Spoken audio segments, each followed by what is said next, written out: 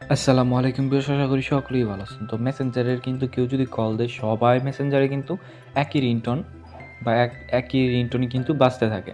তো আপনারা কিন্তু অনেকে জানেন না যে মেসেঞ্জারের রিংটোনও কিন্তু চেঞ্জ করা যায়, বা যারা জানেন তারা ভিডিওটা স্কিপ করে চলে যেতে পারেন, বা যারা জানেন না যে রিংটোন চেঞ্জ করা যায়, আপনারা যদি রিংটোন চেঞ্জ করতে চান তাহলে আজকের ভিডিওটা শেষ পর্যন্ত দেখতে থাকুন। তো মেসেঞ্জারের রিংটোন চেঞ্জ করার জন্য আপনি অবশ্যই আপনার মেসেঞ্জারটা আপডেট করে নেবেন। আপডেট করে নেওয়ার পরে আপনি মেসেঞ্জারে প্রবেশ করবেন। তো আমি এখন মেসেঞ্জারে প্রবেশ করতেছি। মেসেঞ্জারে আসার পর আপনি এইখানে আপনি থ্রি আইকন দেখতে পারবেন। আপনার উপরের দিকে আপনি এই থ্রি আইকনে একটি ক্লিক করে দেবেন। থ্রি আইকনে যখনই ক্লিক করে দেবেন, এইখানে আপনি সেটিংস অপশন পেয়ে যাবেন। এই সেটিংস অপশনে ক্লিক করে দেবেন। আমি যেখানে লাল মার্ক করে দিচ্ছি, আপনি শুধু সেখানে ক্লিক করতে থাকবেন। তারপর আপনি স্ক্রল করে একদম নিচে চলে আসবেন।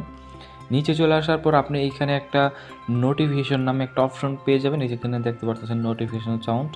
তো আপনি এখানে একটি ক্লিক করে দিবেন। এখানে ক্লিক করে দেওয়ার পর সোজা নিচে চলে আসবেন। সোজা নিচে চলে আসার পর এখানে দেখতে পারবেন রিংটোন নামে একটা অপশন আছে। আপনি রিংটোনে একটা ক্লিক করে দিবেন।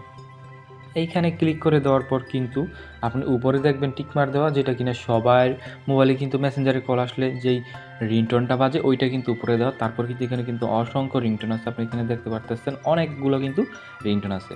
আর যেমন দেখেন যেটা কিন্তু আগেরটা মেসেঞ্জারে যেটা থাকে, তারপর এইটা আপনার যেইটা ভালো লাগে আপনি জাস্ট সেটাতে শুধু টিক দিয়ে আপনি এভাবে বাইর হয়ে যাবেন। তারপর থেকে কিন্তু আপনার মোবাইলে যদি কল আসে মেসেঞ্জারে, তাহলে কিন্তু ওই রিংটোনটাই বাজবে, আপনি যেটা সিলেক্ট করে দেবেন। তো আশা করি বুঝতে পারছেন। যদি বুঝতে সমস্যা আমাকে ফেসবুকে নক করতেন, ফেসবুকের লিঙ্ক কিন্তু আমার ভিডিওর ডিসক্রিপশন বক্সে দেওয়া আছে।